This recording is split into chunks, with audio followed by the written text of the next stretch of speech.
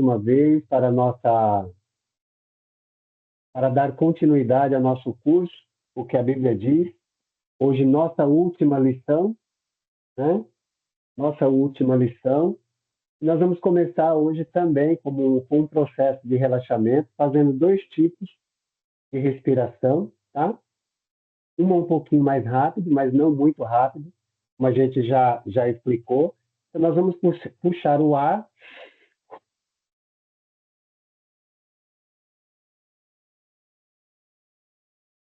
e depois vai fazendo esse ciclo. Conta 4 e na quinta dobra. Se perder, não se preocupa com isso. O importante não é a performance, mas a valorização da nossa própria respiração, tá bom? E depois a gente vai fazer uma respiração contando 4 para cima e soltando o ar contando até 8, tá? A gente vai inspirar,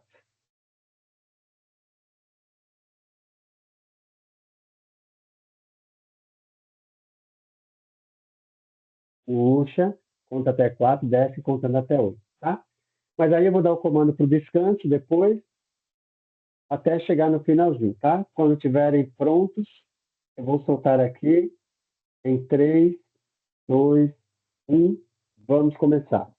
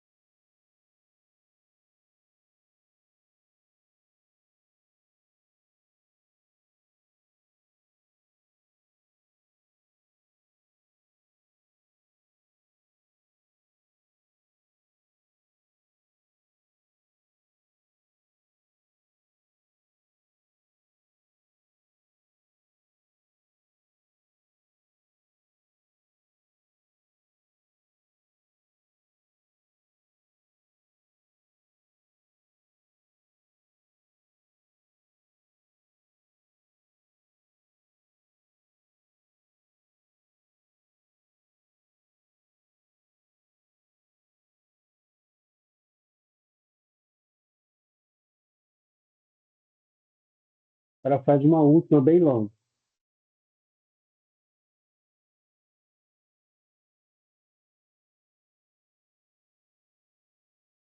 Descansa um pouco agora.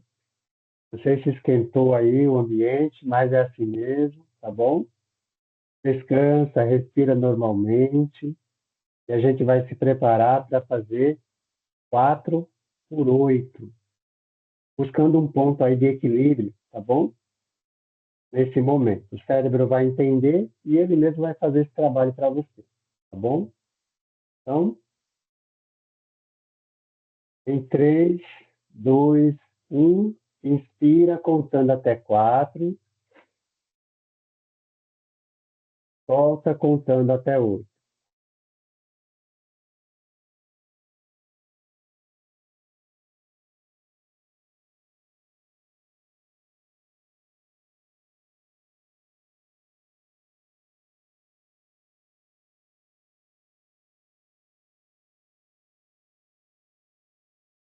Mantenha esse padrão, foca na sua respiração, presta atenção como está seu corpo nesse momento, observa seu pescoço, seus ombros, seus braços, pernas, a mandíbula e solta completamente.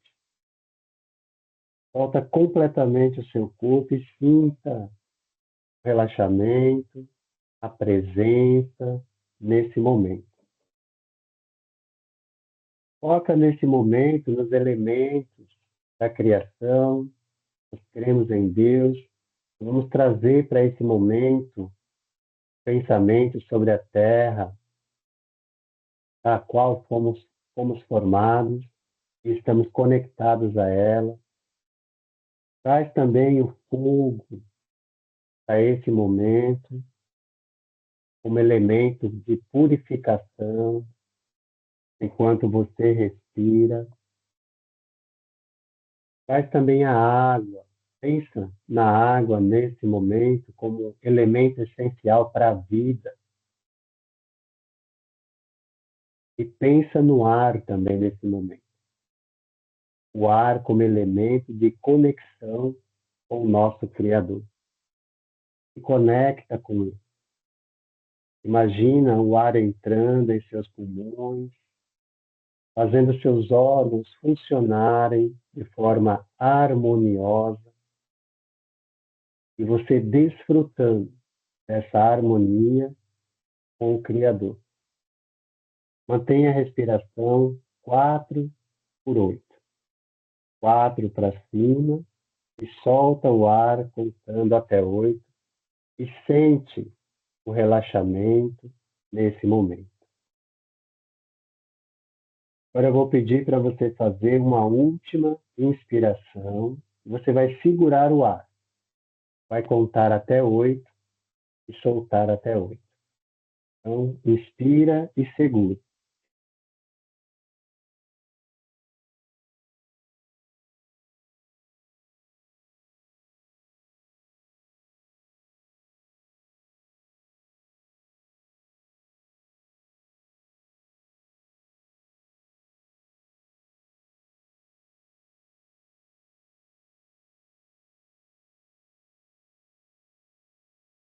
Pode relaxar, respira normalmente. Me fala como é que foi, se você tiver alguma percepção, pode me falar como é que foi. Você sentiu calor? Quem sentiu calor aí na primeira, né? Na primeira. Da primeira eu senti tontura. Ah, isso é bom, não tem problema, tá? Isso é bom. Assim, a tonturinha é o cérebro procurando esse ponto de equilíbrio, tá bom? Tudo bem, Gabriel? Deus abençoe. Ó, tonturinha é normal, quenturão, esse calor que dá às vezes é normal, tá? Bem tranquilo.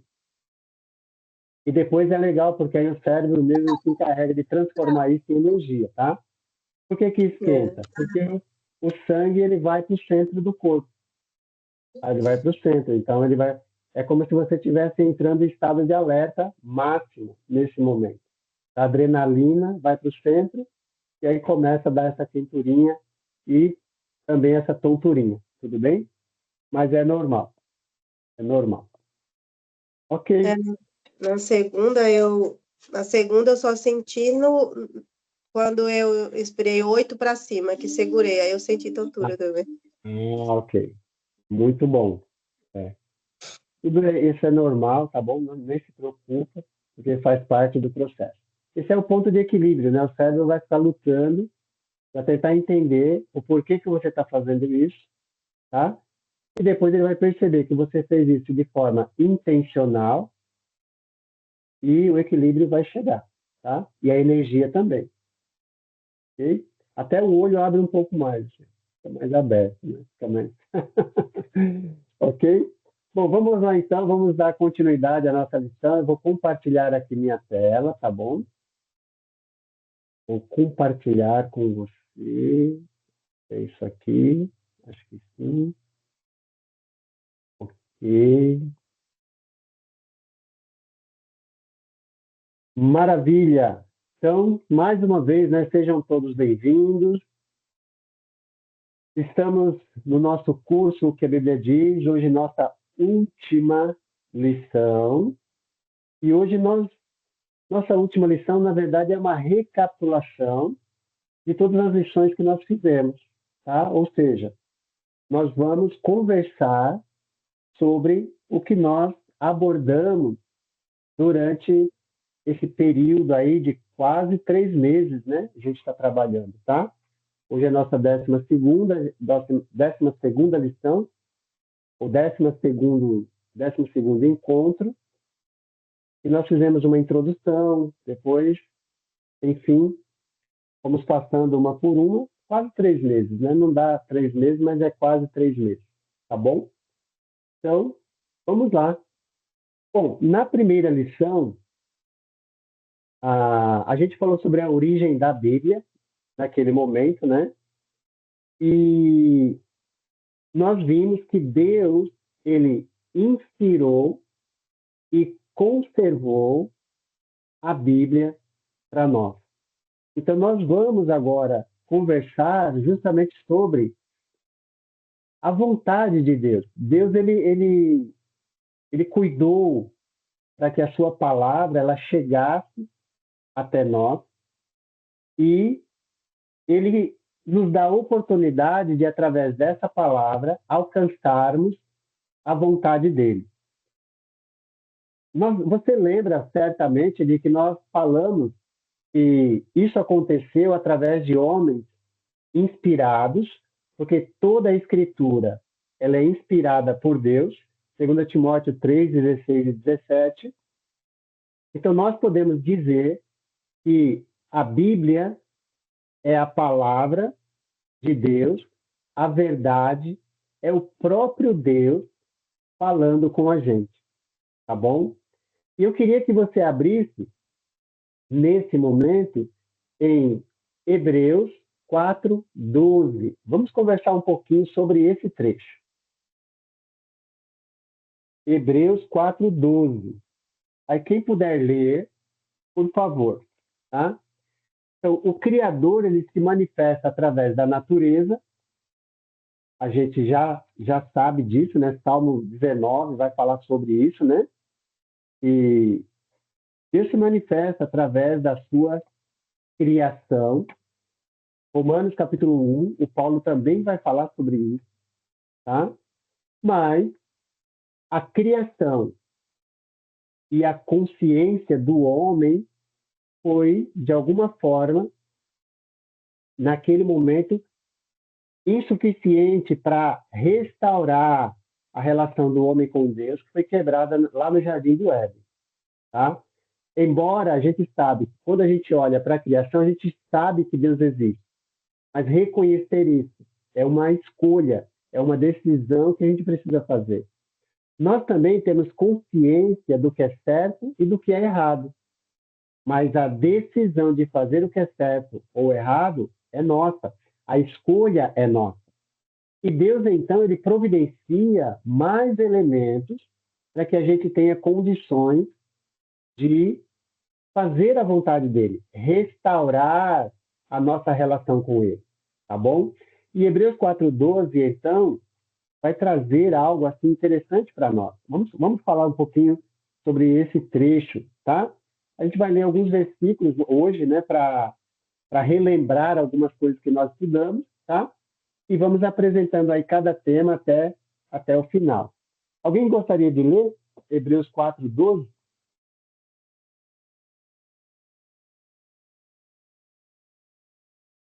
Deixa eu ler. Pois a palavra de Deus é viva e eficaz, e mais afiada que qualquer espada de dois gumes. Ela penetra até o ponto de dividir alma e espírito, juntas e medulas, e julga os pensamentos e as intenções do coração. Maravilha, né? Então, a Bíblia, como nós já falamos, é a verdade, é, na verdade, o próprio Deus falando conosco, falando a mim, falando a você. Deus se manifesta através da sua criação e também ele conduz, ele governa esse mundo em que nós vivemos e ele deu a escritura, né, registrada, cuidada, protegida para que ela chegasse até nós. E a gente verificou isso na primeira lição, que a Bíblia ela já foi atacada, ela já foi, continua sendo até hoje, né? Mas ela continua resistindo ao tempo e às pessoas que querem desmerecê-la, que querem destruí-la e assim sucessivamente. Ela se mantém unida e consistente, embora escrita por cerca de 40 pessoas, como nós vimos também, por um período aproximado de 1.500 anos, ela se mantém intacta, ela se mantém coerente, ela se mantém consistente. Ou seja, não há contradições.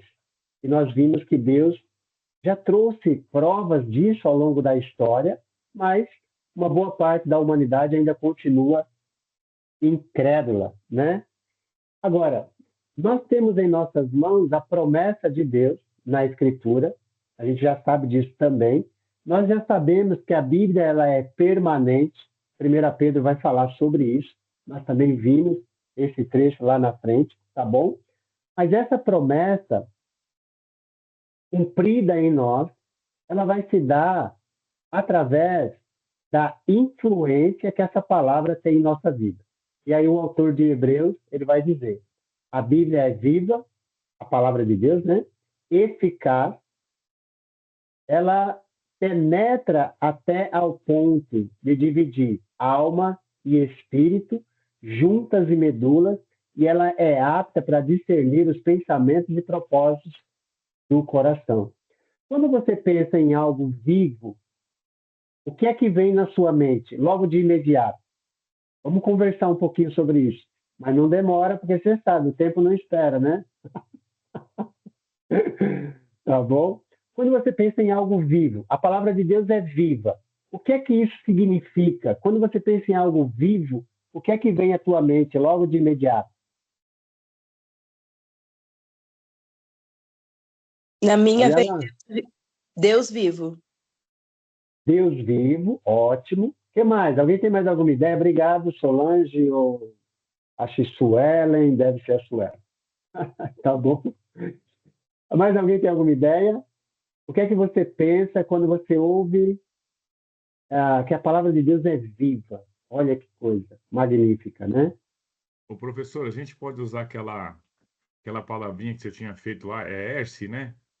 Porque a Opa, palavra de, porque a palavra de Deus, ela ensina, ela corrige, repreende, educa, né? perfeito, Aqui tem lições para todo mundo, como ser um bom pai, um bom marido, uma boa esposa, uma boa... perfeito, É isso?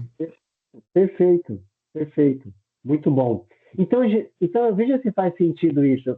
Será que a gente pode pensar dessa maneira? Olha, se a palavra de Deus é viva, ela está em constante movimento dentro da gente, transformando a nossa vida através do ensino, através da repreensão, através da correção, através da educação na justiça.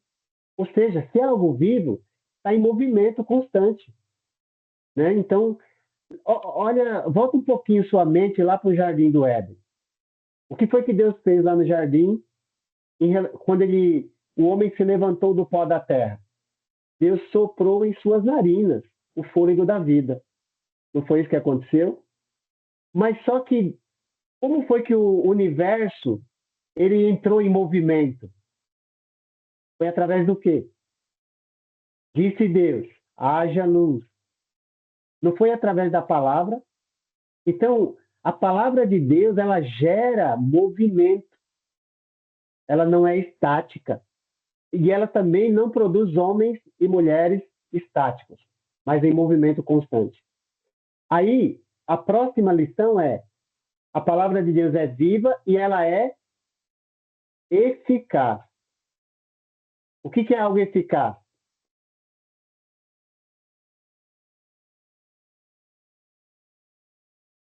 Pode falar. O que é algo eficaz?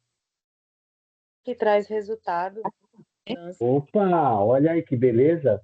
Traz resultados, Solange, Suelen. Ela age nas nossas vidas rapidamente, eu penso isso. E maravilha, gente. Gente, por que a gente toma um remédio? É porque a gente acredita que ele vai trazer um resultado. Porque a gente acredita que funciona. Você vai tomar alguma coisa que você, vou tomar por tomar, mas eu sei que não vai servir para nada mesmo. Não faz isso. Bom, pode ser que alguém faça, mas aí gera uma insanidade, é uma pessoa insana que faz isso, entende? Então, por que a gente precisa dar atenção à palavra de Deus?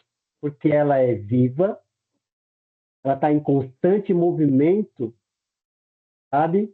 E dentro da gente, e ela é eficaz, ela produz resultado. Só que ele continua dizendo que ela penetra até ao ponto de dividir alma e espírito, juntas e medulas. Quando você pensa sobre isso, o que vem à tua mente? O que vem à sua mente? O que ela faz? Ela é viva, ela funciona, ela produz resultado e ela vai lá no profundo do ser humano, sabe? Ela remove aquilo que a gente às vezes nem imagina, nem imagina. Então, eu na minha ignorância, eu não sei como é que isso acontece. Eu não sei como é que isso acontece. Eu só sei que acontece. E para mim isso é suficiente. Eu posso tentar explicar, mas pensa bem. Pensa bem. Um movimento simples que a gente faz, respiratório. Esse movimento aqui, ele imediatamente ele manda uma mensagem para o cérebro dizendo: opa, está acontecendo alguma coisa. Porque ele entrou em alerta. Esse movimento aqui, ó, o cérebro já entendeu que você assumiu o controle da sua respiração. Agora eu pergunto, a gente consegue explicar detalhe por detalhe como é que isso acontece? Não. Bom, eu não consigo, né? E a ciência, ela tenta mostrar um caminho também. Mesmo assim, não tem os detalhes, as minúcias. Não, não tem. Mas a gente sabe que acontece. Por que, que a gente sabe que acontece? Porque produz resultado. É o resultado que a gente vê que diz, nossa, funciona mesmo. Então, eu quero encorajar você a associar a essa palavra viva, nesse momento, esse controle que Deus deu na sua mão. E é a respiração, gente, coisa simples. Sabe? Você vai meditar, controla a sua respiração e você vai perceber o impacto diferente que a palavra de Deus vai causar em você.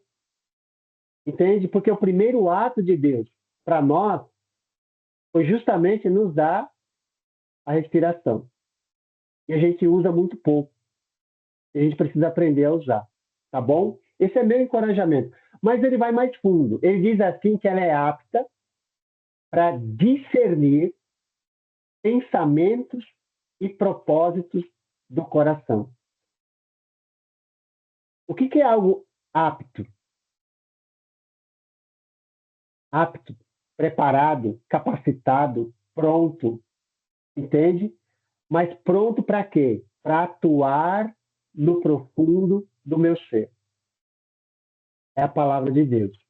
Então vamos valorizar e vamos nos conectar com essa palavra de modo intencional, porque ela vai produzir algo em nós. E se você e eu fizermos isso, você vai sentir, sabe, esse movimento de Deus em nós, vai ser diferente. Eu creio, né? Eu creio, tá bom? Então, nós contamos com essa promessa de Deus, de que algo vai acontecer quando você e eu nos submetermos à palavra dele, constantemente, tá? Bom, independente de qualquer coisa, você pode ter certeza que a Bíblia, a palavra de Deus, ela foi conservada através dos séculos, ela tem sido examinada, tá bom? Especialistas no assunto afirmam que as provas da sua exatidão, representadas por manuscritos antigos, traduções, citações, são melhores do que as de qualquer outra obra do passado. Você é mais abençoado do que pode imaginar, porque você tem a mensagem exata de Deus em sua própria língua, e você pode lê-la e compreendê-la. Nós já falamos, a Bíblia é o livro mais bem atestado do mundo. Isso não muda a minha fé, apenas confirma, porque eu já acreditava já nisso. Tá bom? Espero que a sua também, né? A gente não depende de provas, a gente depende da fé. E quanto mais nós tivermos conexão com Deus, mais a nossa fé aumenta, mais ela cresce. Espero que você experimente isso cada vez mais. Tudo bem? Vamos continuar. Qual foi a segunda, né? Então, a primeira, nós falamos que Deus inspirou e conservou a Bíblia, né? Falando da origem da Bíblia. Na lição 2, Deus ele registrou suas obras através dos tempos para você. E nós falamos de alguns aspectos de literatura, da escritura, né? Assuntos gerais, lembra? Essa foi a lição 2, tá bom? Então, os 39 livros do Antigo Testamento contêm a aliança ou acordo de Deus com os judeus, nós vimos isso. Os 27 livros do Novo Testamento contêm a aliança de Deus com os cristãos. Mateus 28, do 18 a 20, Jesus vai dizer: toda autoridade me foi dada no céu e na terra. Vão, façam discípulos de todas as nações, batizando-os em nome do Pai e do Filho e do Espírito Santo. E eis que estou convosco todos os dias. Né? Ou seja, ele vai batize as pessoas, ensine o que eu ensinei, e eu vou estar com vocês todos os dias. Tá bom? E essa promessa nos acompanha. Se Deus está comigo, então o que eu vou ter mesmo? Você tem certeza que Deus está com você? Você sente essa presença conduzindo a sua vida? A história da Bíblia divide-se em 3 períodos. Alguém lembra quais são os 3 períodos, as 3 eras em que a Bíblia ela é dividida? Quem gostaria de falar? Aqui é relembrar, né? Nós já estudamos, agora vamos relembrar. Quais são as 3 eras principais da Bíblia? Pode falar. Quem quiser, né? Ninguém é obrigado a nada. Oi? Estou bem lembrada, mas patriarcal, messiânica e cristã. Opa, faltou uma só. Eu não sei se eu escutei direito. Patriarcal, mosaica ou judaica e cristã. E cristã. Isso. Tá bom? Essas são as 3 eras. Na primeira era, a era patriarcal, ela compõe 2 períodos, né? Primeiro, um período anterior, ali, na época de Noé, Gênesis de 1 a 11, e depois começa com um personagem que é essencial na história, né? E ele vai gerar essa era, vamos dizer assim, patriarcal, onde 3 patriarcas são importantes, até 4 ali, né? Tem um quarto ali que ele também tem uma importância muito grande no processo. Então, quem são os 3 patriarcas?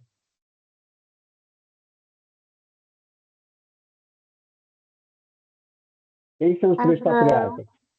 Isso. Abraão e Jacó. Isso. Muito bem. Parabéns. E o quarto ali, que está, vamos dizer assim, junto com eles, que tem um papel importantíssimo. Na transição até, né? Ele termina ali o livro de Gênesis, e aí entra o livro de Êxodo, né? Que é o José. O José ele é muito importante na história lá, patriarcal, né? A gente pode dizer. Né? E o José termina aquele trecho lá do livro de Gênesis, é muito interessante, porque ele fala assim, olha, Deus vai visitar vocês. Isso é Gênesis capítulo 50, 24, 25, por ali. Deus vai visitar vocês. E quando ele fizer isso, ele vai dizer, levem meus ossos daqui. Daqui de onde? Onde é que eles estão? Naquele momento, alguém lembra? No Egito. No Egito, isso. E por que ele diz, ó, leve meus ossos daqui? Alguém gostaria de... É uma reflexão, essa daqui é importante para nós. Por que José diz isso? Isso é Gênesis 50, tá? Eu tô crendo que você conhece. Se você não conhece, você abre lá e já vê, confirma, né? Seja um bereano, olha.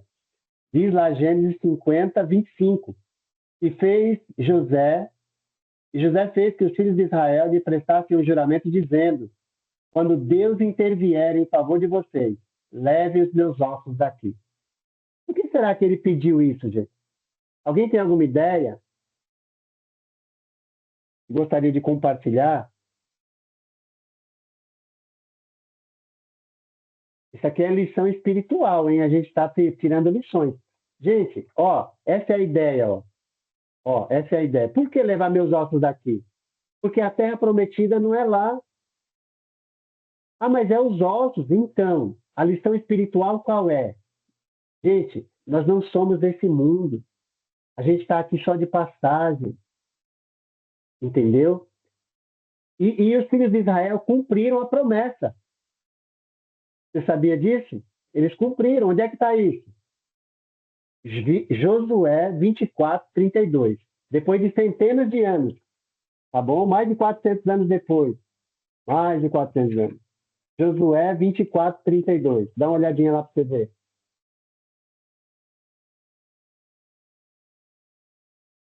Olha o que está escrito. Os ossos de José, que os israelitas haviam trazido do Egito, foram enterrados em Siquém, no quinhão de terra que Jacó havia comprado dos filhos de Hamor, pai de Siquém, por 100 peças de prata. Aquele terreno tornou-se herança dos descendentes de José. Siquém é na terra de Canaã, que é a terra prometida. Olha que legal. Então, quer dizer, José falou, olha, leva meus ossos daqui, porque minha terra não é aqui. E aí tem uma lição espiritual gigantesca, porque é físico o ato, mas a lição é espiritual. Nós não fazemos parte desse mundo. Os nossos ossos não vão ficar aqui, gente. Lembra disso. Sabe? Seja encorajado à fé, a permitir que a palavra penetre o seu coração e movimente todo o seu ser, o meu ser, para que a vontade de Deus sempre prevaleça. Tá bom? A era judaica, Deus deu aos descendentes de Abraão, a nação israelita, a lei de Moisés. Tá? Então, a era judaica, ou mosaica, né? Ela começa em Êxodo, capítulo 20, e vai até o final do livro de Malaquias, eu diria até Atos, capítulo 1, que é quando termina de fato, né? Ou até a cruz. Mas, para efeito didático, até o fim do livro de Malaquias, ali. E o profeta Jeremias, ele vai dizer que Deus vai fazer uma nova aliança, tá? Então, a lei tinha o propósito de preparar o povo para a vinda do Messias. Isso é Gálatas 3, 24 e 25. E o profeta Jeremias vai dizer, olha, só que Deus vai começar uma nova aliança. Jeremias 31, tá? E a partir dessa profecia, a gente sabe que a lei teria uma finalização e Deus iniciaria uma nova era a partir do Messias. Então, nós estamos vivendo na era do Messias. Na era que a gente chama de cristã, mas é a era do Messias, é a era do Cristo, tá? E Deus cumpriu essa promessa feita a Abraão na carta aos Gálatas, nós vamos ver isso, na carta aos Hebreus também, e ele trouxe a salvação ao mundo através de um mediador que nós conhecemos muito bem, que é Jesus Cristo. Ele pregou na cruz a antiga aliança, a gente sabe disso pela carta aos Gálatas, capítulo 8, do 6 ao 13, e Colossenses 2, do 14 ao 17. O Antigo Testamento, ele tem valor para nós, a gente não é para desprezar o Antigo Testamento, tudo tá bom? A gente valoriza como palavra de Deus para servir de exemplo e advertência. Como é que a gente sabe disso? 1 aos Coríntios, capítulo 10. Dá uma olhadinha lá. 1 aos Coríntios, capítulo 10. Vamos ler do 6 até o 11. Quem gostaria de ler? Um trecho mais longo, mas vale a pena. E guarda isso, hein? Porque isso aqui eu diria, é pérola. Para você, às vezes, conversar com pessoas e, às vezes, mas, tá, se vocês não não guarda a lei, não guarda o sábado, essas coisas, para que serve então? Não serve para nada? Não é assim, a gente não despreza, lembra disso. Claro que serve, porque é a palavra de Deus, tá? Não muda isso, tá? Então não muda.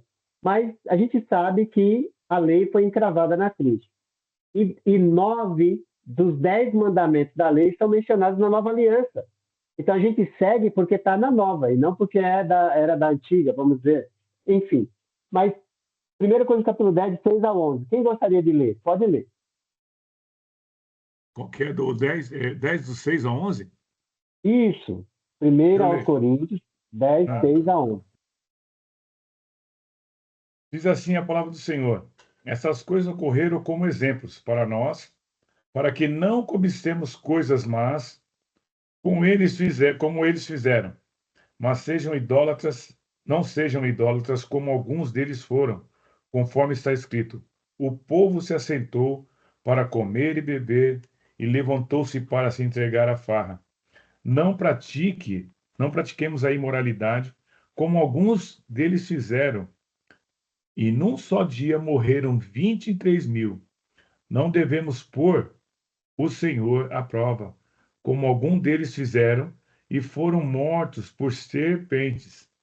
E não se queixem, como alguns deles se queixaram, e foram mortos pelo anjo destruidor. Essas coisas aconteceram a eles como exemplos, e foram escritas como advertência para nós, sobre quem tem chegado ao fim dos tempos. Ótimo. Muito bom. Deu para entender? O valor da antiga aliança tem um valor imenso. A gente não pode deixar ela de lado. Tá bom? Se você não quer colher o fruto que aquelas pessoas colheram, então precisa obedecer a palavra de Deus. Tá? Na era cristã, o último período, Deus fala a todos os homens através do Novo Testamento. Isso a gente também falou sobre isso, né? Próxima lição. Aqui, olha, vamos lá. Lição 3, né? Deus deu a Bíblia para ser o quê? A autoridade religiosa suprema. Então, a nossa lição 3 falou justamente sobre isso. Ok? E quem é a autoridade suprema? Mateus capítulo 28, a gente já conhece, já citamos, né? Então a gente vai só falar agora, tá? Cristo é o único que pôde e pode afirmar: toda autoridade me foi dada no céu e na terra. E ele mandou que os seus apóstolos transmitissem os seus ensinamentos ao mundo. Tá bom? Então vão pelo mundo, preguem a todas as pessoas. Jesus ordenou. Então, para garantir a exatidão desses ensinamentos transmitidos por eles, Deus enviou o Espírito Santo, como nós também vimos na lição, e os guiou a toda a verdade, e toda a verdade foi revelada, ou seja, não há nada hoje para ser revelado a mais aquilo que nós já temos dentro da Escritura. E lembra da advertência que foi dada na carta aos Gálatas. Ainda que nós mesmos, ou um anjo vindo do céu, vos pregue um evangelho que vá além daquilo que temos pregado, que seja anátema, tá bom? Qualquer homem apóstolo que ousasse mudar a menor coisa, o menor traço na mensagem original, receberia condenação divina. Então, a fim de conservar a mensagem celestial para gerações futuras, toda a vontade de Deus foi registrada por escrito. Então, como que Jesus exerce a autoridade hoje? Através dos apóstolos e profetas do Novo Testamento que registraram a sua palavra. Os escritores inspirados escreveram o Novo Testamento a fim de que todos pudessem compreendê-lo e obedecê-lo. Nós vimos isso em Efésios 3:4, Colossenses 4:16, 2 Tessalonicenses 3:14. Então, só as Escrituras, como nós já conversamos, podem aperfeiçoar o homem e torná-lo perfeito, capacitado para toda boa obra. Dessa forma, nós chegamos à conclusão naquela lição que outras autoridades, além do Novo Testamento, não são necessárias nem aceitáveis. O Novo Testamento, e só ele contém a mensagem plena, completa de Cristo, sendo, portanto, a autoridade suprema e final em assuntos religiosos. É óbvio, se eu creio nisso, se você crê nisso. Quem não crê, tudo bem, pode continuar com a sua descrença. Ninguém vai forçar ninguém a crer, porque nós somos livres para escolher o que e quem vamos seguir. E nós escolhemos seguir Jesus através da Bíblia, através da palavra de Deus, tá bom? A lição 4 vai mostrar para a gente que Deus cumpriu a parte divina dele, dando a salvação para você, para mim. Ou seja, ele, lembra a lição 4 falou justamente o presente de Deus. A salvação é esse presente maravilhoso que ele nos concedeu. Deus sabe que nós somos pecadores, afinal de contas, todos pecaram e carecem da glória de Deus.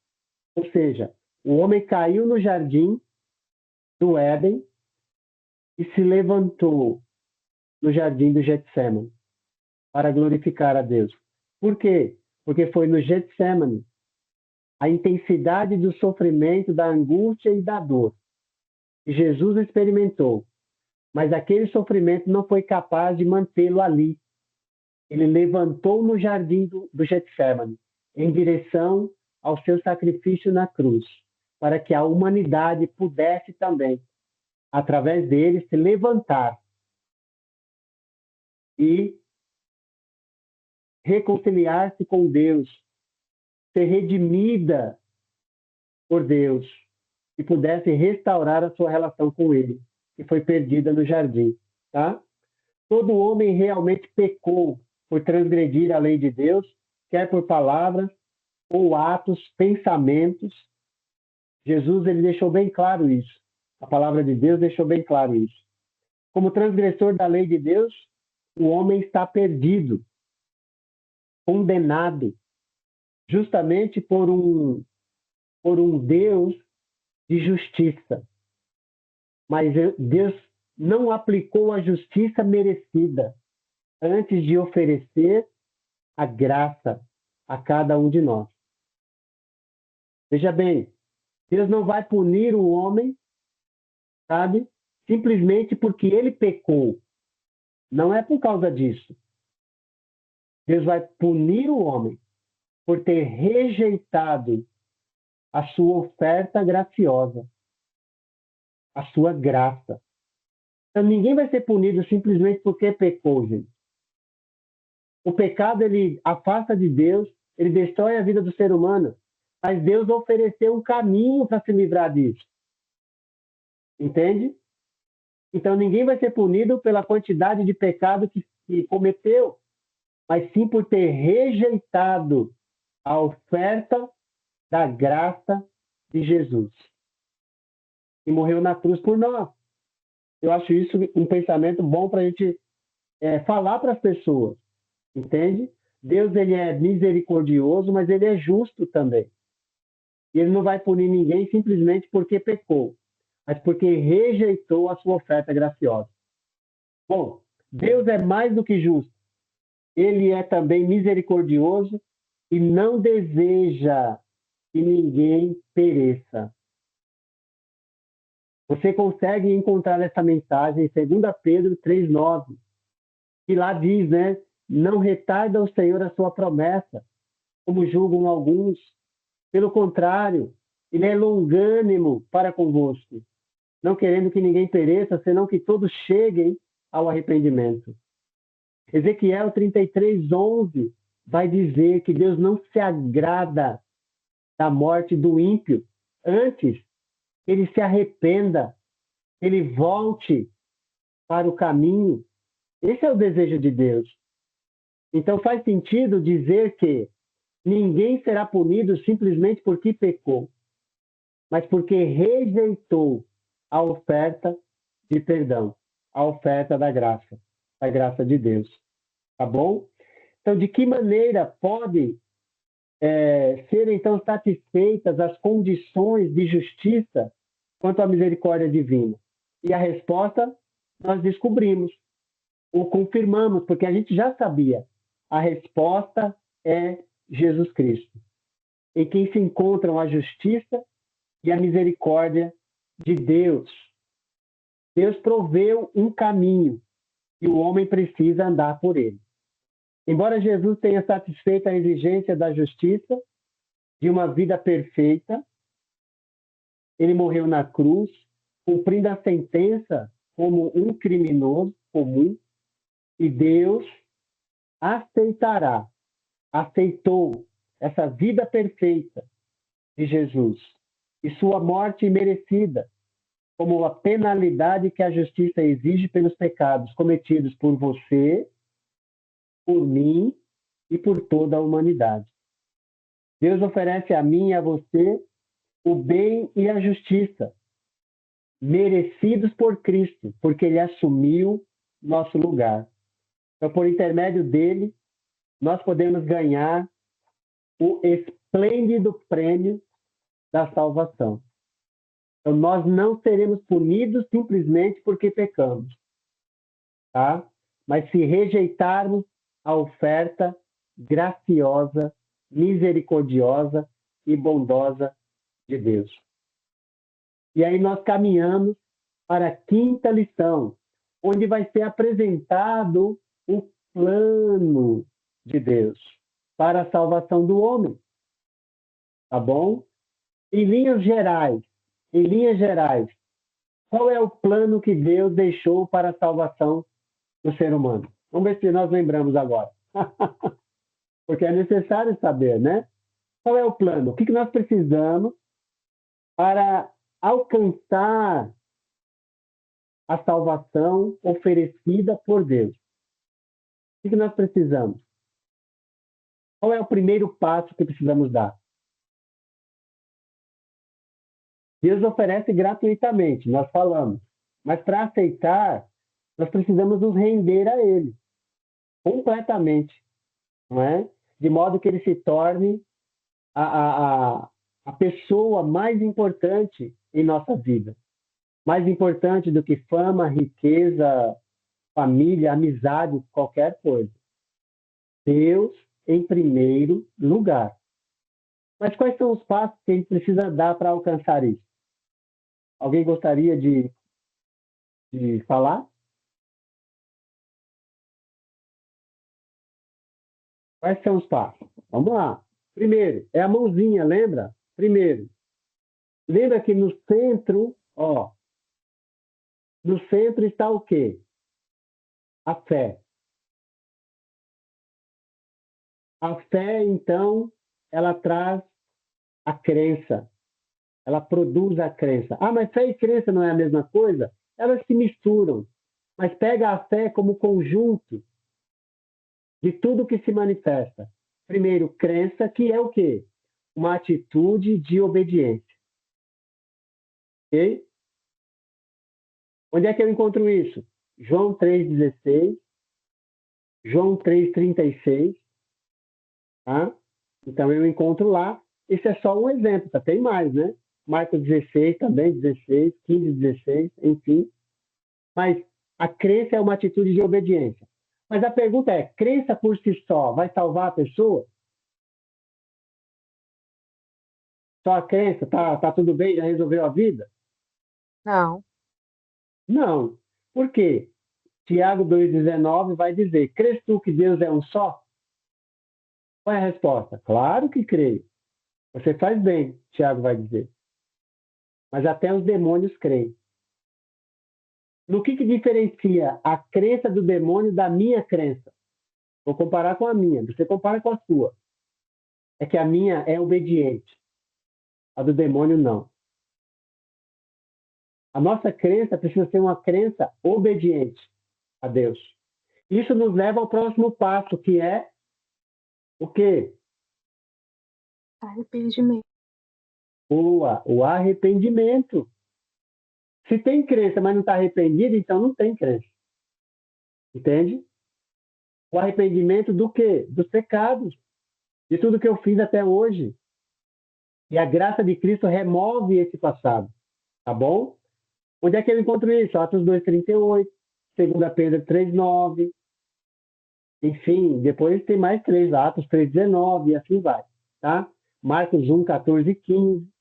Tem vários trechos que você pode colocar aqui. E o arrependimento nos leva à confissão. Isso, a confissão. Mas aí a gente confessa o quê? Isso é Atos 8:37, Romanos 10:9-10. A gente confessa o quê? Nossos pecados. E se a gente for confessar os pecados, vamos ter tempo suficiente para isso?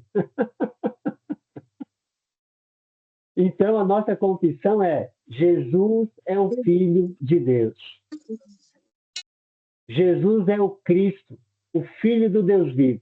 Mateus capítulo 16, versos 16 e 17, 16 e 18, por ali. Tá? Romanos 10:9-10. Se com a tua boca confessares que Jesus é Senhor e em teu coração creres que Deus o ressuscitou dentre os mortos, serás salvo. Tá bom? Então, confissão Jesus é o Filho de Deus. Jesus é o Cristo, o Filho do Deus vivo. Jesus é o Senhor, é Ele quem manda na minha vida. Tá bom? Se confessou, está pronto para quê? Amém, isso mesmo. Se confessou, está pronto para quê? Para se batizar? Para ser batizado. E o batismo, ele perdoa os pecados. Eu ia perguntar, quais são os 2 propósitos do batismo? Já foi, né? Mas o batismo perdoa. Isso, e nos concede o dom, a presença, a garantia do Espírito Santo. Batizei, agora vou descansar, estou de boa, agora é só esperar. É isso? Não, persevera, homem. Opa! Então precisa perseverar. Isso significa, então, que a salvação está em nossas mãos. Oh, que beleza, hein? A salvação está nas nossas mãos. Tranquilo? Então é isso, só para a gente relembrar, tá bom? Só para a gente relembrar. Então é necessário se render a Cristo por meio da crença, confessando Ele como Filho de Deus, confiando que Ele vai perdoar os nossos pecados quando nós nos arrependemos. E o arrependimento consiste nessa decisão de abandonar o pecado e seguir a Cristo onde quer que Ele nos guie. E depois disso, a gente confessa publicamente a nossa fé nele, em Jesus, como Senhor, como Filho de Deus, jurando lealdade ao Rei dos Reis e Senhor dos Senhores.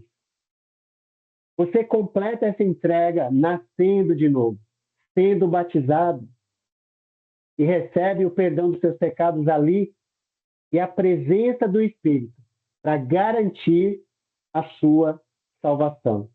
E aí começa a nova vida, tá? O batismo é por imersão. Nós descobrimos e vimos lá. Vamos ver se a gente lembra. Eu falei lá o significado da palavra batismo, é a palavra grega, né? Baptismos. O significado quer dizer a tradução. Nós falamos que essa palavra foi transliterada, tá bom? Mas nós falamos também do significado bíblico. Alguém lembra qual é o significado bíblico da palavra batismo?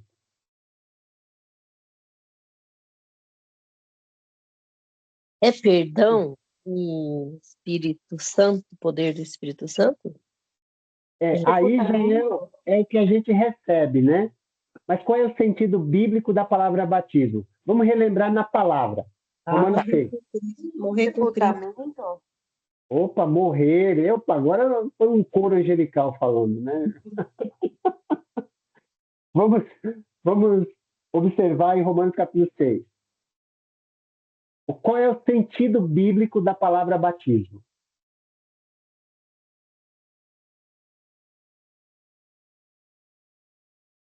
Enquanto você procura, eu vou pedir para você ler Romanos 6, do 3 até o 4. Quem puder ler, eu agradeço.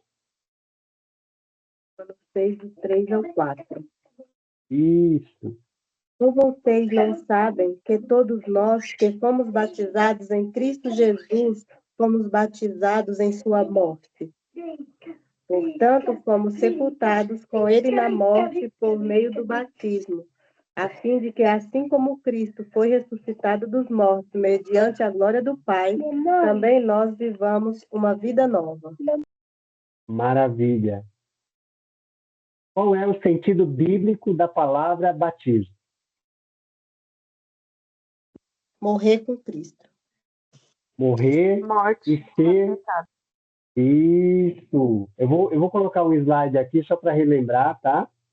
Que a gente fez isso lá atrás e agora eu quero ajudar você a ter essa experiência. Olha aqui, ó. Lembra disso? Deixa eu ver se você vai dar certo aqui. Olha, você lembra o significado da palavra batismo? Quando você olha para a palavra aqui, ó, essa é a palavra grega, ok? Baptismos, ou baptismar, tá? Vai ser assim também. Tradução. Isso é tradução. Imersão. Ok? Isso aqui é o quê? Baptismo. Batismo é transliteração. Alguém lembra o que é transliteração? O que é transliteração? É a palavra que não tem no nosso idioma e que foi adaptado para o nosso entendimento, nosso vocabulário. Isso. Vamos lá. Só para, né, organizar a ideia. O que é transliteração? É quando uma palavra vem de um idioma para outro sem ser traduzida. Ou seja, baptismo ou batismo não é palavra portuguesa. Ela é palavra grega. A tradução dela é imersão. Então, se fosse traduzida, acabaria batismo por aspersão, por exemplo. Porque baptismo significa imersão. Imergir, né? Baptismo, baptismó, baptismar, enfim. Agora, qual é o sentido bíblico? A gente deu também aqui, ó. Qual é o significado bíblico? Sepultamento. É morte, sepultamento e ressurreição. É quando a gente se conecta com Jesus, né? Tá bom? É isso. Então, dado o recado, vamos continuar, né? Então, o fato do batismo ser por imersão, ele fica provado pelo significado original e exemplos também, declarações bíblicas no sentido de que o batismo é um sepultamento e uma ressurreição. Aqueles que foram devidamente batizados devem receber, ou aqueles que não foram devidamente batizados da forma certa, com o propósito certo, precisam receber o batismo bíblico, tá bom? Então, enfim, que as pessoas abram os olhos para esse assunto, ok? Qual é o propósito? Remissão de pecados, dom do Espírito Santo. Se a pessoa não foi batizada com esse propósito, ela precisa rever aquilo que ela fez e tomar uma decisão. Se vai continuar daquele jeito ou não, é com ela. Mas se ela não fez com o propósito certo, ela precisa fazer do jeito que Jesus deixou, do jeito que Jesus ensinou, tá bom? E após o batismo, a entrega ela é cotidiana, né? Como nós já vimos, a perseverança precisa fazer parte desse processo. Ok? Vamos continuar. Opa, deixa eu ver aqui onde nós paramos. Paramos aqui.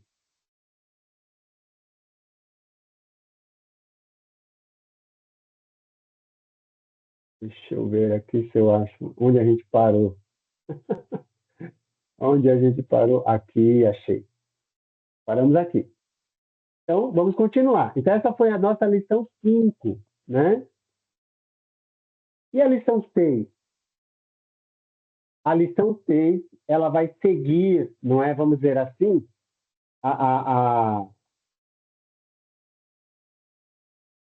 algumas orientações sobre a importância da igreja.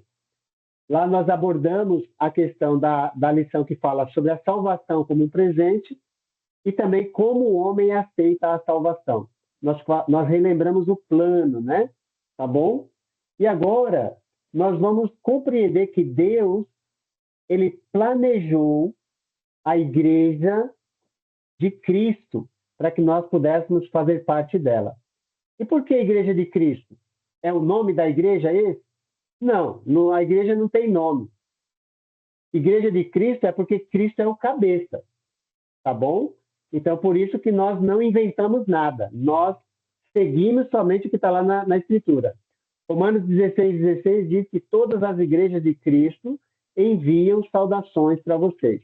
Então, nós somos a igreja de Cristo, fundada por Jesus através dos seus apóstolos e profetas do Novo Testamento. Tá? Dos apóstolos inicialmente, mais tarde, os irmãos, outros irmãos como Lucas, como Marcos, que não eram apóstolos, mas escreveram livros do Novo Testamento, certamente com autorização de Deus. Tá bom? Então, a igreja deve ter a máxima importância em nossa vida. Quando você se entrega completamente a Cristo, por meio da fé, do arrependimento, da confissão e do batismo, Deus o acrescenta à sua igreja. Então, não é... Eu não quero que ninguém faça parte da minha igreja, porque eu não tenho. Como é que eu vou chamar alguém para fazer parte da minha igreja se eu não tenho igreja? A gente precisa convidar as pessoas para se renderem ao Evangelho de Cristo. E quando isso acontece, Cristo, o Senhor da igreja, acrescenta a pessoa, a igreja dele. Onde é que está isso, gente? Atos 2, do 41 ao 47. Quem acrescenta é Deus, é o Senhor, não é nenhum ser humano. Agora, tem pessoas hoje que estão se fazendo donos da igreja. Aí isso é com eles. Deixa eles com a igreja deles. Nós queremos fazer parte da igreja de Jesus, fundada por ele através dos apóstolos. E quem acrescenta à igreja é o próprio Senhor da igreja. Não é Pedro, não é Paulo, não é João. É Jesus. Tudo bem? As exigências para ingresso na igreja são idênticas às condições da salvação que foi ensinado, nós vimos isso. Desse modo, todas as pessoas salvas estão na igreja de Jesus. Você deve considerar a igreja de suma importância, porque ela cumpre o eterno propósito de Deus com relação a você, depois de ter planejado a igreja no começo dos tempos. Deus prometeu-a na era patriarcal, nós vimos isso. Ele profetizou-a na era judaica, nós vimos isso lá no livro de Isaías, tá bom? E outros trechos mais, Daniel também. Deus preparou-a nos dias de Cristo. Lembra João Batista, quando veio Jesus, enfim. E ele apresentou-a como um fato estabelecido na era cristã. Atos 2, do 1 ao 47. É lá que começa tudo. O símbolo máximo do seu valor é que Jesus comprou-a com o seu precioso sangue. Então, de que igreja você quer fazer parte? Da igreja do fulano, do Beltrano, a igreja que tem o nome A, B, C, D, E, F, G, falta letra no alfabeto para tanta igreja que existe. Não, eu não quero fazer parte de nenhuma dessas. Eu quero fazer parte da igreja de Jesus. Igreja essa que foi fundada por ele, através dos apóstolos. Igreja essa que ele comprou com o seu próprio sangue. Quem sou eu para dizer que a igreja é minha? Que ela tem um dono, tá bom? Vamos ler, não tem jeito, tem que ler. Atos 20, 28. Atos 20, 28. Só para deixar claro esse ponto, né? Tá? Edivaldo, Pode perguntar. não, um comentário. Eu Pode, só seguindo a pode, linha pode comentar. seguindo a linha da sua fala, né? A igreja esta, que é a igreja esta que será arrebatada por Cristo, porque é a noiva de Cristo. Perfeito, perfeito. Comentário perfeito. É isso mesmo. É essa igreja que será arrebatada para o encontro com o Senhor nos ares. Nossa, que beleza. É isso mesmo, tá bom? Atos 20, 28. Olha lá, alguém gostaria de ler? Abra sua Bíblia, hein? Não vai esquecer, hein? Pode ler? Atos 20, pode ler. Cuidem de vocês mesmos e de todo o rebanho, sobre o qual o Espírito Santo os designou como bispos, para pastorearem a igreja de Deus, que ele comprou com seu próprio sangue. Aleluia. Muito obrigado, Solange. Muito obrigado. Então, gente, é isso. É dessa igreja que foi comprada por um alto preço que eu quero fazer parte. Eu quero fazer parte do mundo denominacional, porque estão dividindo cada vez mais, tá bom? Não vamos julgar ninguém, mas também não vamos dizer que está certo porque não está.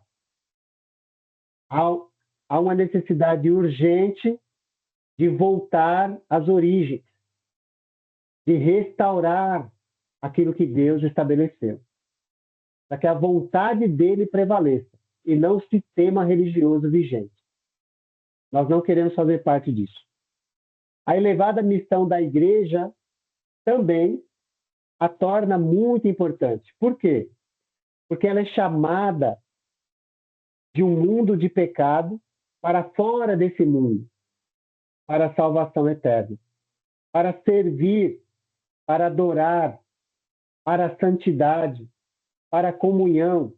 Então, não existe outra entidade cuja missão seja tão nobre e elevada como a missão da igreja. Como membro da Igreja de Cristo, você será, então, membro da instituição mais importante do mundo. Portanto, aquele conselho, né, que José ele deu aos israelitas, né, lá quando ele estava partindo deste mundo, leve meus ossos daqui. Então é isso. A gente entender que a gente não faz parte do Egito, a gente não faz parte desse mundo, entende? Então a gente está aqui só de passagem. A gente quer algo que vai além desta vida. É para isso que estamos aqui, estudando, meditando. Tudo bem? Seguindo, vamos continuar agora, lição 7.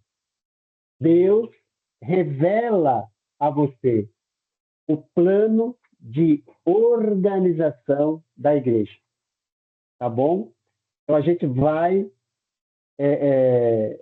falar um pouco, né, sobre as qualificações que vocês desejarem, é óbvio, né? Em lições extras, tá? A gente falou sobre isso no meio do caminho, né? Vamos falar sobre isso um pouco mais. E também sobre escatologia, eu acho que eu falei. A gente pode também falar um pouquinho sobre a questão escatológica também, tá? Se desejarem. Se não, se quiserem descansar, a gente vai descansar. Enfim, mas vamos lá. A igreja é algumas vezes considerada no sentido universal, espalhada em todo o mundo, a gente viu isso, e também outro sentido é que a igreja é local, ou seja, a igreja de Cristo em Itaquera, ela é local, mas ela está inserida num contexto universal, onde ela está em harmonia e comunhão com a Igreja de Cristo em Campinas, a Igreja de Cristo em Araçatuba, a Igreja de Cristo em Manaus, em Campo Grande, Mato Grosso do Sul, enfim, em Cuiabá, no Mato Grosso. Oi? Falei no Piauí também. Oh, no Piauí também, esqueci do Piauí. Não, obrigado por lembrar. Mas a ideia é a igreja estar unida pelo mesmo cabeça. Onde você for, ela vai ser a mesma. Ela não vai ter chefe humano, porque o chefe é Jesus, tá bom? Enfim, a organização da igreja espalhada em todo o mundo, ela tem 3 componentes básicos. Ela tem o cabeça, ou a cabeça. Quem é a cabeça? Jesus.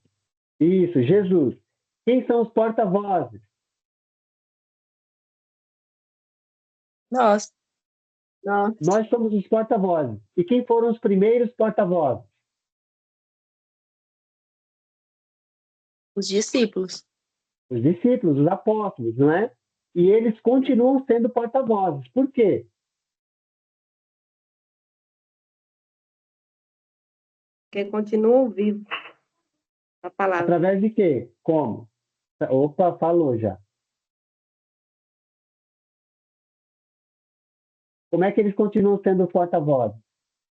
Através da Escritura. Palavra. Exatamente, através da palavra, através das escrituras. Os apóstolos e profetas no Novo Testamento, eles estão na fundação, na base. Como é que eu sei disso? Alguém lembra o texto onde está isso? Abra em Efésios 2, 20. Então, se alguém perguntar, a igreja de Jesus tem apóstolos e profetas? Tem. Onde eles estão? Na base. Eles falam conosco através da palavra de Deus. Fisicamente não tem mais. Simples assim, né? Pelo menos para nós, né?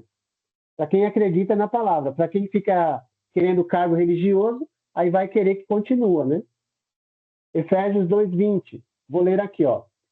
Edificados sobre o fundamento dos apóstolos e dos profetas, tendo Jesus Cristo como pedra angular, no qual todo edifício é ajustado e cresce para tornar-se um santuário santo ao Senhor.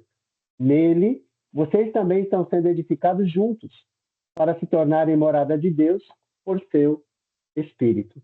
Então, nós somos porta-vozes, mas quem são os porta-vozes que estão na base? Apóstolos e profetas do Novo Testamento. E como é que eles continuam falando conosco? Através da palavra que Deus inspirou eles a escreverem. Tá bom? E qual é o terceiro aspecto básico, componente básico? É o corpo. Agora sim, quem são os membros desse corpo? Todos nós. Então, os membros do corpo, eles têm um cabeça, Cristo. E eles têm também os seus apóstolos e profetas na base. Através do quê? Dos escritos que eles deixaram, que foram inspirados pelo cabeça, Jesus Cristo. Tudo bem? Jesus Cristo é a única cabeça e, portanto, o único com direito de dar ordem à igreja. Os apóstolos e os profetas são os porta-vozes de Cristo. O Espírito Santo os inspirou de maneira milagrosa para revelarem e confirmarem a mensagem de Cristo. Depois de ter revelado e confirmado completamente a palavra, os poderes milagrosos cessaram. Nós falamos sobre isso. Mas os mesmos apóstolos e profetas do primeiro século continuam a guiar a igreja através dos seus escritos registrados na Bíblia. O corpo é composto de todos os seus membros, espalhados pelo mundo inteiro. Da mesma forma que o corpo físico obedece à cabeça, a igreja obedece ou deve obedecer em tudo a Cristo. Tá bom? A igreja espalhada pelo mundo, ela se divide em congregações locais ou igrejas locais. Cada congregação tem autonomia, ou seja, ela é independente porque está numa localidade, mas ela presta contas ao cabeça, Cristo. Um grupo de homens chamado presbíteros, que podem ser chamados bispos ou pastores, que satisfaz determinadas exigências ou qualificações, como nós vimos, supervisiona os trabalhos e o bem-estar dos membros e de sua respectiva congregação. Então, não tem pastor regional, pastor sênior, pastor... Isso tudo é invenção do homem. Os presbíteros, que são chamados de pastores, eles conduzem a igreja local. Então, os pastores da igreja de Itaquera não interferem na igreja de Campinas, que tem os seus próprios presbíteros, tá bom? Aí, Edivaldo, quando não tem, tá? Quando não tem os obreiros locais, quem são os obreiros locais? Todos os irmãos. Pelo menos essa consciência deveria existir, tá? Para que não fiquem homens exaltados. Não.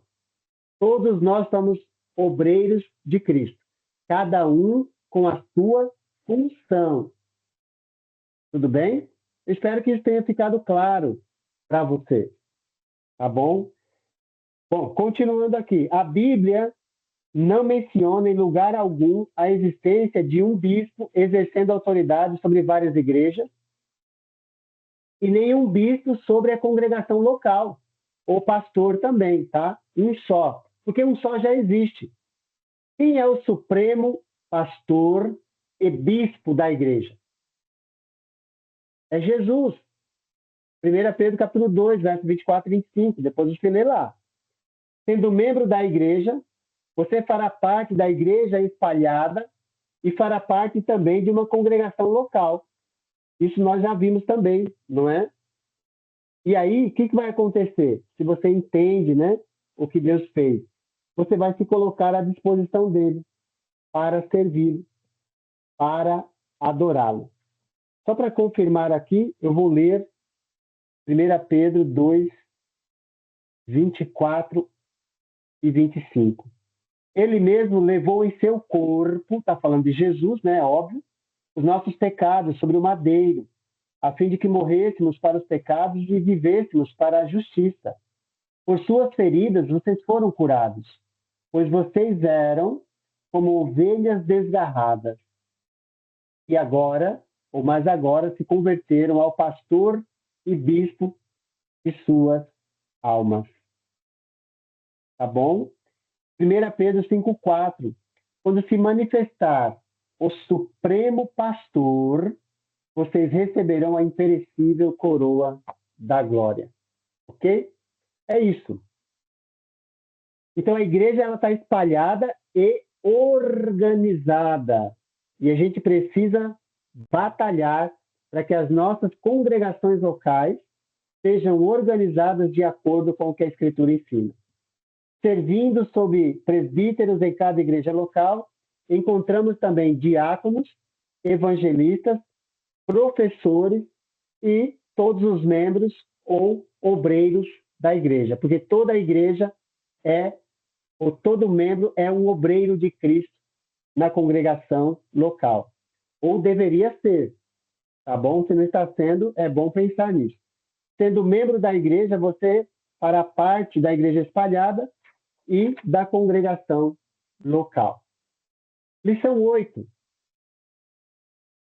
Deus dá a você o modelo para a unidade da igreja. Embora os cristãos em Cristo estejam, vamos dizer assim, divididos por aí, né, vamos dizer, eu vou enfatizar. Denominacionalismo é divisão, e divisão é condenado por Deus. Tá bom? Vamos confirmar isso novamente em 1 Coríntios, só para a gente ficar com a palavra. 1 Coríntios, a partir do verso 10. Capítulo 1, verso 10. Deus, ele, em momento algum, apoia denominação religiosa. Denominar é dividir. Por que é dividir?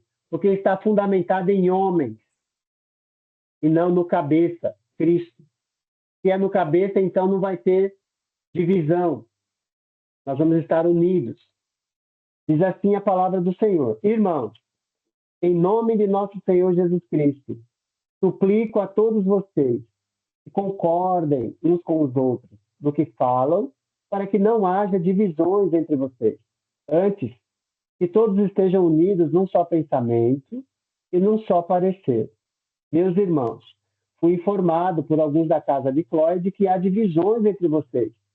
Com isso, quero dizer que algum de vocês afirma: eu sou de Paulo, ou eu sou de Apolo, ou eu sou de Pedro, ou ainda eu sou de Cristo. Acaso Cristo está dividido? Foi Paulo crucificado em favor de vocês? Vocês foram batizados em nome de Paulo? Dou graças a Deus por não ter batizado nenhum de vocês, exceto Cristo e Gaio, de modo que ninguém pode dizer que foi batizado em meu nome. E assim ele continua, tá? Poderíamos ler outros trechos, mas esse aqui, para mim, é o suficiente para deixar claro que Deus é contra a divisão religiosa do nosso tempo. Em João 17, Jesus orou pela unidade dos seus discípulos. Então, as igrejas espalhadas por todo o mundo no primeiro século, longe de se acharem divididas, tinham todas as mesmas características, pois seguiam a mesma doutrina que ainda hoje encontramos revelada no Novo Testamento. E não podemos mudar, não podemos acrescentar. Unidas em amor, igrejas distantes, milhares de quilômetros umas das outras, socorreram os santos necessitados de uma congregação bem longe deles. Os irmãos da Macedônia atenderam às necessidades dos irmãos na Judéia. Eles usavam somente nomes que davam glória a Deus e a Cristo, e não ao homem. Exemplos: igrejas de Deus, igrejas de Cristo, cristãos, caminho, e assim sucessivamente. Tá bom? As igrejas de todas as cidades tinham as mesmas exigências para ingresso, aquelas que nós vimos na lição 4. Você pode rever novamente. Ninguém recebia primeiro a salvação e depois, mais tarde, ingressava na igreja. Isso são as denominações religiosas que inventaram isso. Primeiro você crê no coração, aí depois você faz parte de uma igreja. Isso é completamente antibíblico, gente. Vai estudar a Escritura e você vai ver que não é assim, tá bom? Nós já vimos isso, tá? Eu estou relembrando aqui algumas coisas. As igrejas de todas as cidades tinham as mesmas exigências. Ninguém recebia primeiro a salvação e mais tarde ingressava na igreja. O indivíduo recebia a salvação e Deus o acrescentava, colocava imediatamente em sua igreja. Nós vimos isso. Cada congregação local tinha a mesma organização. Estudamos isso na lição de número 7. Os serviços de culto religioso se caracterizavam em todas as igrejas pelos cânticos, sem acompanhamento de instrumentos musicais, que não foram autorizados na Nova Aliança. Na Antiga, sim, mas na Nova, não. Então, nós não fazemos isso também, tá bom?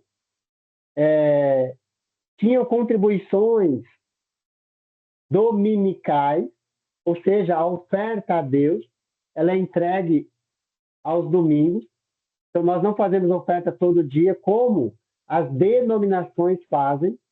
É óbvio, o foco delas é dinheiro. O nosso foco na Igreja de Jesus é a salvação das pessoas. Tá bom? Enfim.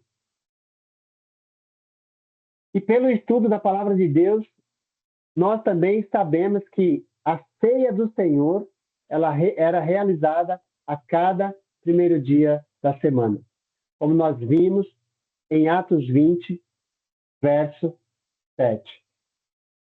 Então, vamos obedecer o padrão, o modelo que foi deixado. E assim nós manteremos a unidade que Deus deu à igreja.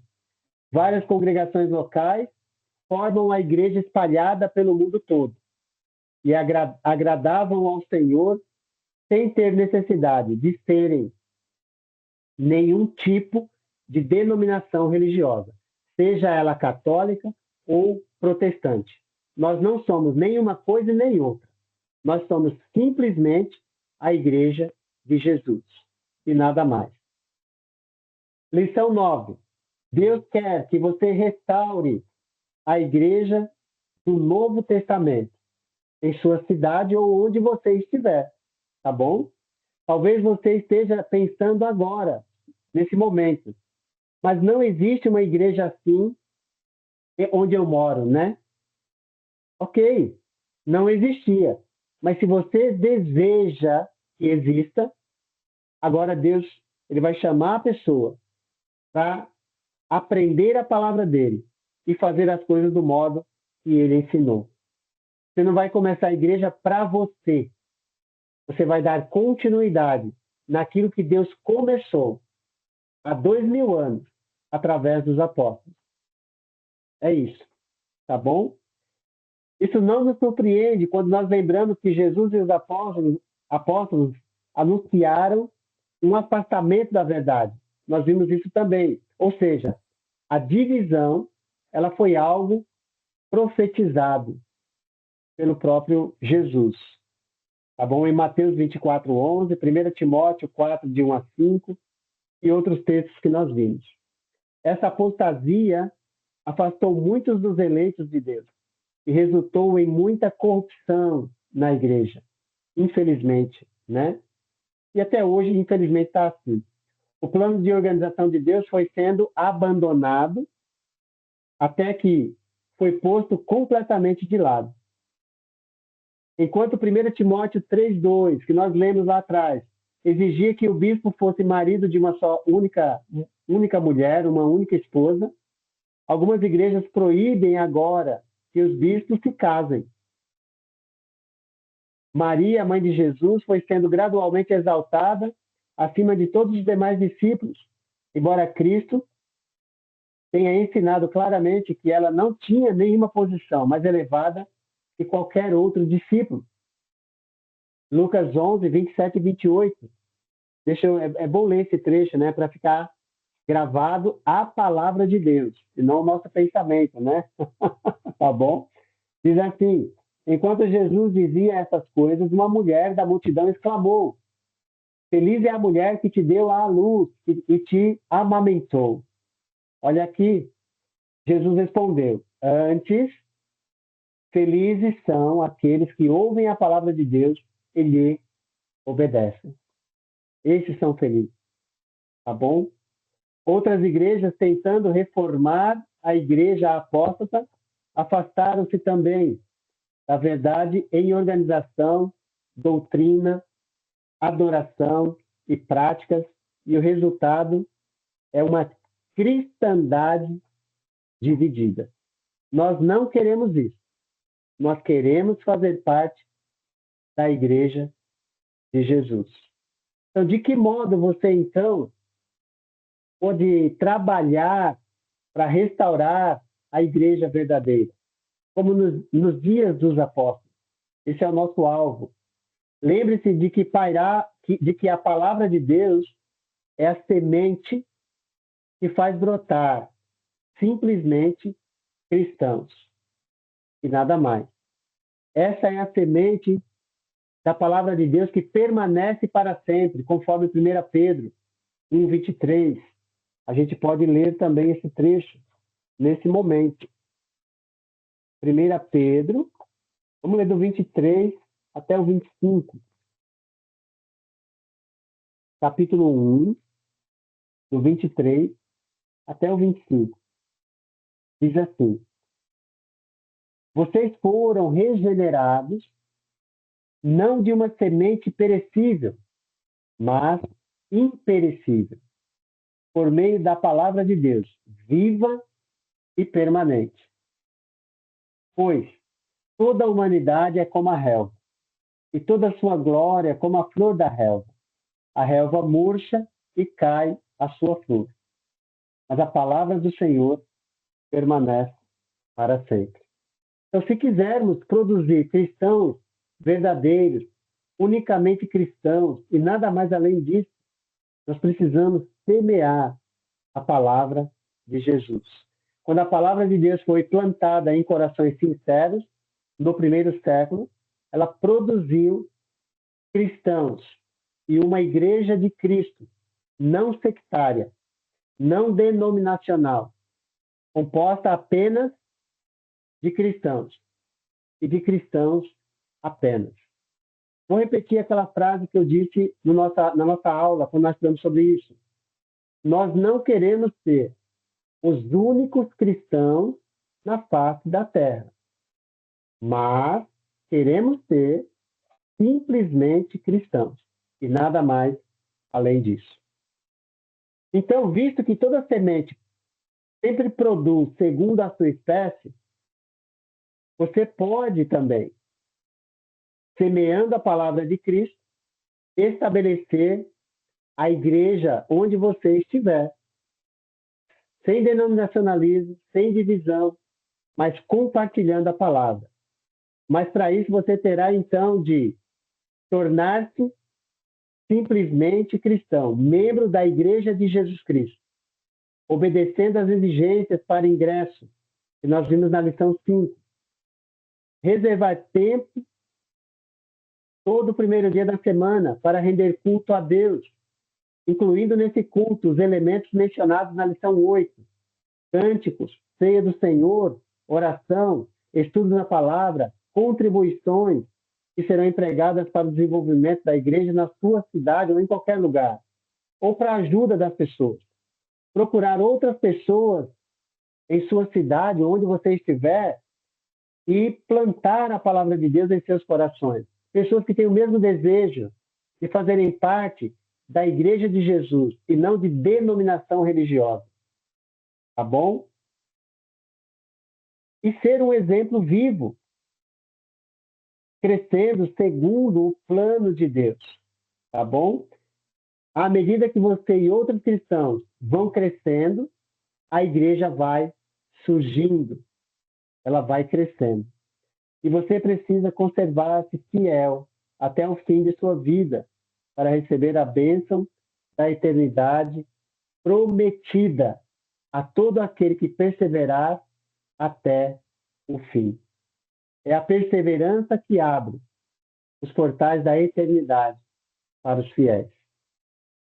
Por fim, a lição 10 trouxe o assunto da volta de Cristo.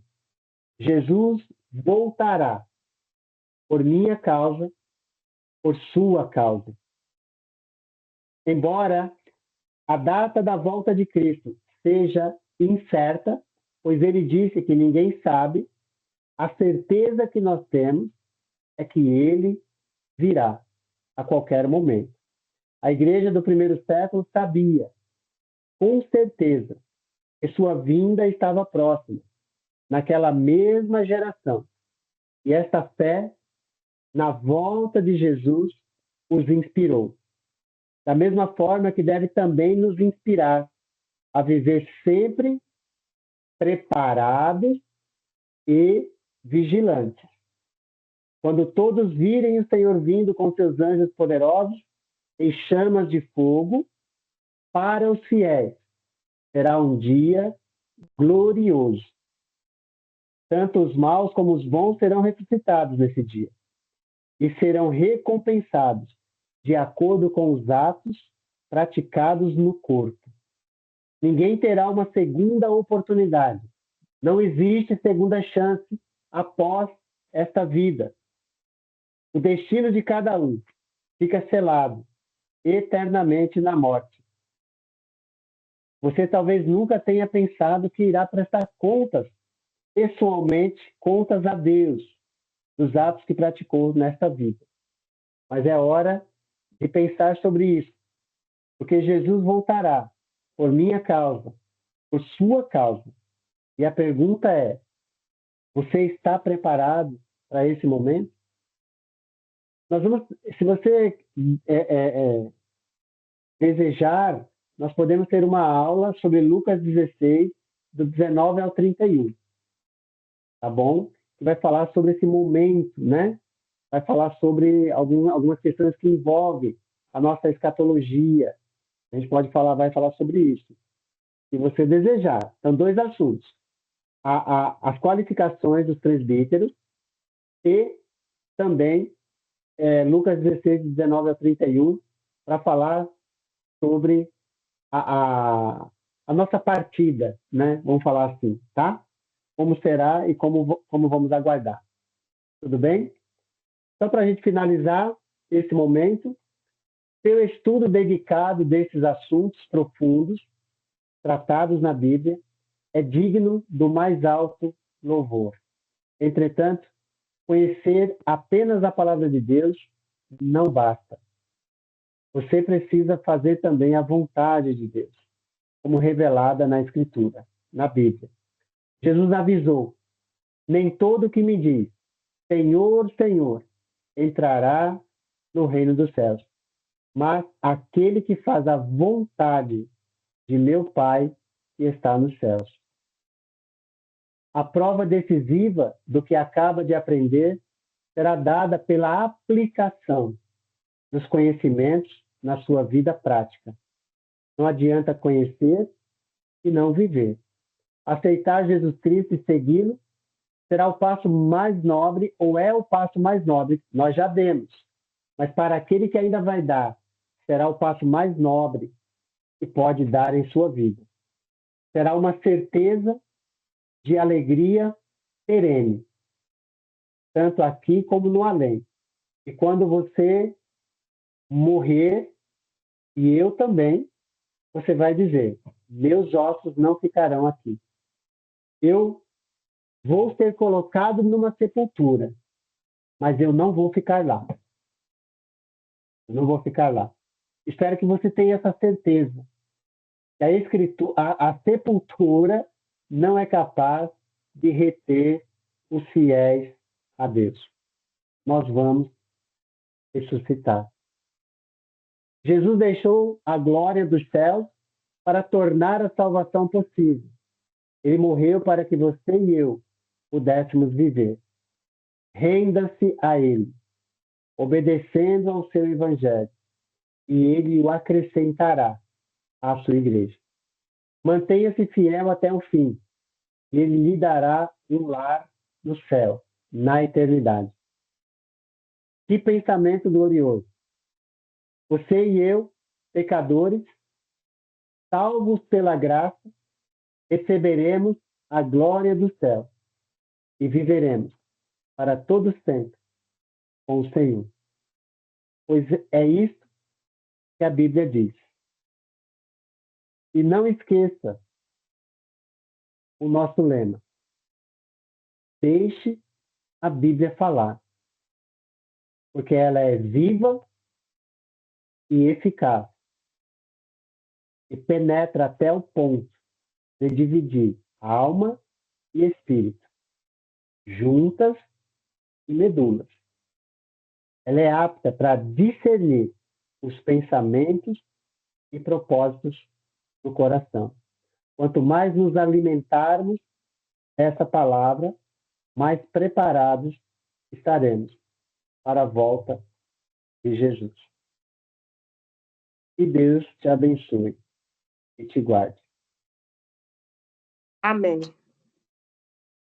Maravilha! Terminamos.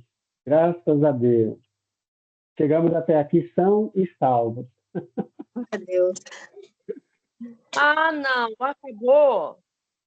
Terminou, Solange. Graças a Deus. Bom, nós vamos fazer uma oração, tá? E essa oração eu já vou pedir para o Barbosa fazer. Aí depois eu vou finalizar e a gente vai conversar só um pouquinho sobre os próximos passos, vamos dizer assim, tá? Aí eu vou explicar como vai acontecer. Barbosa, por gentileza, vamos orar e agradecer a Deus por esse momento. Amém. Vamos orar. Oremos. Soberano Deus, grandioso, maravilhoso Pai, obrigado, Senhor, por mais esse dia que o Senhor nos concede de vida. Obrigado, Pai, por esses momentos que passamos, ó Pai, estudando a Tua palavra. Obrigado, Pai, por o Senhor ter a cada dia capacitado a vida do nosso professor Edivaldo. O Senhor dê saúde a ele, ó Pai, dê força para ele que possa continuar, ó Pai, nos ensinando da Tua palavra. Obrigado, Senhor, por esses momentos que onde aprendemos, ó Pai, nós podemos deixar o que a Bíblia diz para nós, ó Pai, porque sabemos que a Tua palavra, Pai, ela nos edifica, nos transforma, nos restaura, Pai. Através da Tua palavra, Senhor Deus, nós somos salvos pelo Teu imenso poder. Ó Deus amado, que possamos estar preparados, ó Pai, para a Tua volta. Sabemos, ó Pai, que o Senhor vai voltar, mas não sabemos o horário, nós temos que estar preparados, ó atalaia, vigilantes, ó Pai, a cada dia, Senhor, que possamos ter essa fé, um amor, ó Pai, aos nossos irmãos. Ó Deus amado, que o Senhor nos fortaleça a cada dia, Pai, com o Teu poder, para que possamos prosseguir para o alvo, porque sabemos que nós não somos desse mundo, Senhor, somos forasteiros aqui, estamos aqui de passagem, porque o nosso galardão está no céu, juntos ao Senhor, e nós almejamos, ó Pai, lutamos, buscamos de todo o coração a sempre viver, ó Pai, um modo digno que honra e glorifica o Senhor. Obrigado, ó Amém. Pai, por esse dia, obrigado, ó Pai, por esses irmãos e irmãs que participaram, Pai, desse estudo, que nós possamos sempre sair edificados, mas que possamos também, Pai, sempre colocar em prática tudo aquilo que aprendemos nesses estudos. Obrigado pelas nossas vidas, obrigado por tudo, porque o Senhor não deixa faltar o pão, a água, o alimento, a vestimenta, o Senhor não deixa faltar nada, Pai. Obrigado, Senhor, pelo ar que respiramos, obrigado pelo sol da manhã, obrigado, Pai, pelas nossas vidas, nossa família, nossos filhos, ó Deus amado, e obrigado pela Tua igreja, Senhor. Continue nos capacitando, nos dando sabedoria, vida em abundância, para que possamos prosseguir. Sempre, ó Pai, para o alvo e falando, ó Pai, às pessoas o Teu plano de salvação a esse mundo tão ruim. Obrigado, Pai. Em nome do Teu Filho amado Jesus é que oramos e agradecemos. Amém. Amém. Graças Amém. a Deus.